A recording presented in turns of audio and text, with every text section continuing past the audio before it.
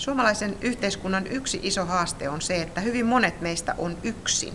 Meiltä on kadonnut se vanha yhteisöllisyys, joka oli joko tämmöinen neliömäisen pihapiirin yhteinen piha tai sitten se yhteinen katu tai naapuritalkoot ja muut. Me asutaan erilaisissa oloissa tällä hetkellä ja yhteisyyden kautta me ollaan aikaisemmin saatu apua toisiltamme. Se on kiinnittänyt meidät tiettyyn asiaan. Se on luonut meille myös identiteettiä ja sitä meidän pitäisi pyrkiä rakentamaan uudelleen.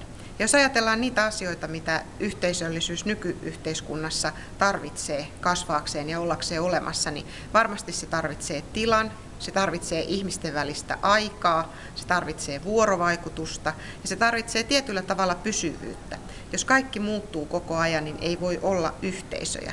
Ja silti jokainen ihminen meistä haluaa kuulua johonkin yhteisöön. Joko se on se parisuhde, perhe tai laajempi suku, ystäväpiiri, joku järjestö, joku yhdistys. Ja sitä kautta me rakennetaan omaa identiteettiämme ja vaikutetaan tähän yhteiskuntaan. Ja siitä oikeastaan kunnallisvaaleissakin on kysymys. Miten erilaiset yhteisöt pääsee vaikuttamaan? Miten me vahvistetaan asiakasdemokratiaa siten, että ne, joiden lapset on päiväkodissa, sekä ne lapset että vanhemmat pääsee vaikuttamaan asioihin, miten vaikuttaa yhdessä koulun asioihin, oman asuinalueen tai vaikkapa työpaikan asioihin, koska itse mä uskon, että jos tämä lähidemokratia ei toimi, niin on mahdotonta ajatella, että me uskottaisiin, että me voidaan löytää globaalille taloudelle inhimillisiä reunoja.